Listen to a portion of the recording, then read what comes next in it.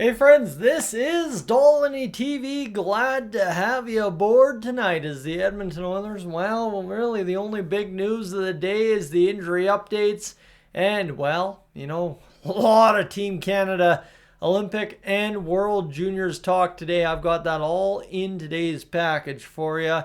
So stay tuned. Let's get going on what's going to be a fun video to discuss a little bit of Oilers, a lot of bit of Team Canada. All right, what do we know?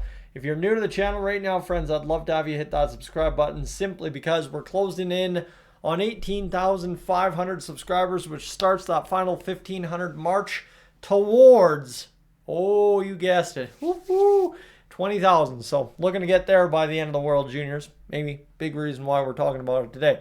Anyway, what do we know?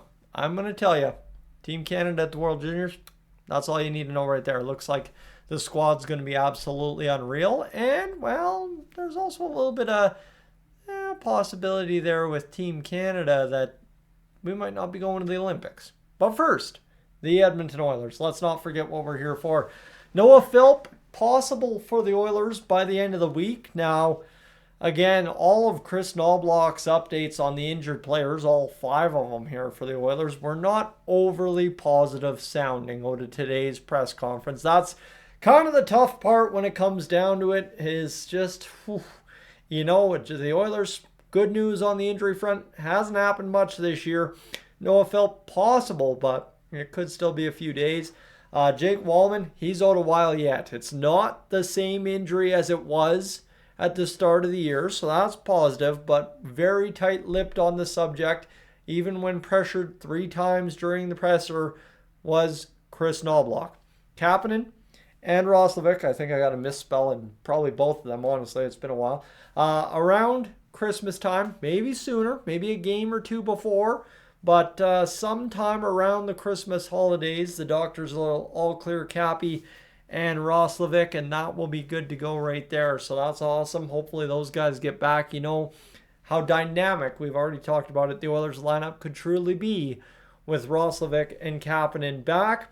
And then Clatty, our good old friend Connor Clattenburg, who just a little while ago made his NHL debut, had a pretty sudden impact, and was injured taking a high stick in the game against the Seattle Kraken. He'll be on the ice in a few days, but to take contact and get game ready, it'll be a week or more, according to Kris Knoblauch. So for the Edmonton Oilers, like I said, breaking that down for you, the updates aren't the greatest. And, I mean, it feels like it's been that way all year, right? We had a situation where we believe Zach Hyman, all along, was going to be ready for the season opener. Then it was November 1st, and then it was how many ever days after that. Zach Hyman, as Kris Knoblauch discussed today, it takes players a little bit of time to get back up to speed after injury. Talking about Alec Regula in that breath, but Zach Hyman kind of in the same situation here when it comes to trying to get up to speed for what's been a very prolonged start to the year for Zach Hyman, and now what's been he's starting to heat up. That Hyman, Nuge, McDavid line's really starting to hum, as they often do, so hopefully that continues going into tomorrow's game against the Buffalo Sabres, which I know I've prepared you multiple times over if you watch the channel. That one's a pretty big one for the Edmonton Oilers. It's pretty big. It's the 30-game mark. Once upon a time ago, during the Pack of the Pete Purple weekend here on Dolynny TV, Patrick and I were over on the Oilers Fanatic talking about, the December 30 or Game 30, December 9th deadline, according to Pierre LeBrun, is a massive barometer of what the Oilers need to do this year. We'll see if that's still the case. Obviously, you lose even 2 of the games in that time since, and you're probably talking already, there's been a goalie trade. You're talking, I understand. And the Oilers' success the last 4 games in preventing goals against, and of course, starting to come alive, scoring goals in 3 out of 4 the way we have, is a massive turnaround compared to where this season's been most of the time. Now, again, continuing that over the next 4 games, especially against an opponent like when we got Detroit coming up one of these games, who we struggle with. Oh, Buffalo, by the way, right? Like, there's some opponents that we have to get the better of in the backside of the season series here in the next few games. So we'll see what the Oilers can do as they ultimately line up a few Eastern Conference opponents in the next 4. Okay, that's the Oilers. That's all we need to talk about. That's 5 more minutes than I thought I was going to have on it. So, pardon me. Let's go on to the Olympic updates. The World Junior stuff, very, very basic at the end of this video. So if you don't feel like sticking around, that's all good. The 2026 Olympic ice will be slightly wider and more than 3 feet shorter than NHL dimensions, which according to the IIHF is insignificant. And at the end of the day, I think it is overall, but what you got to think of here is the idea from what we're hearing is to shorten the neutral zones. NHL players, how's that going to play? I don't know. There's a whole bunch of factors here. And I think Bill Daly had another quote today where it's not an insurmountable any issue for the NHL and the players to get to the Olympics. It's just comes down to this.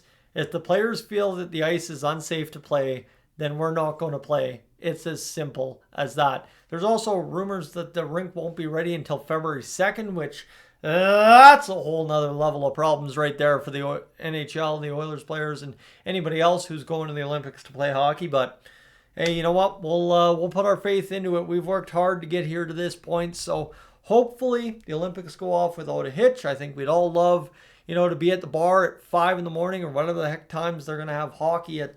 I don't even know what time zone Italy's in, quite honestly. I once upon a time cared about Italy, and now it's just kind of gone by the wayside. So that's kind of where we're going to worry about things when they happen, and that'll be fine and dandy. So that's the Olympic update.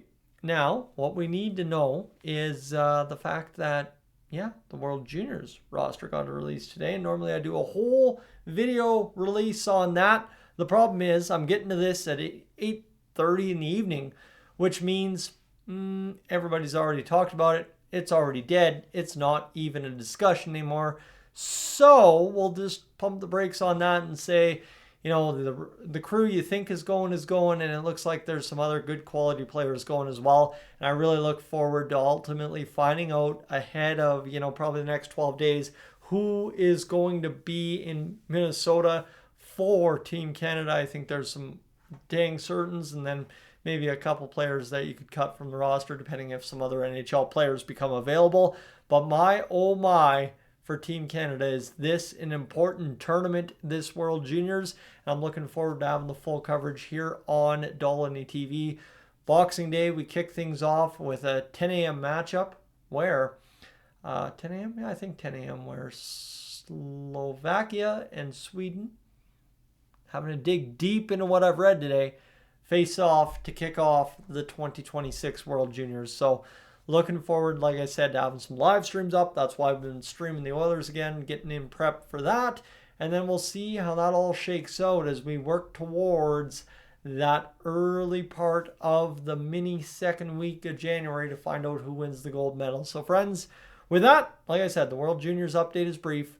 And I will tell you for right now, I am up on out of here. Have yourself a great night. We'll talk about Oilers and whatever else tomorrow, a little bit later on. Thanks for being aboard.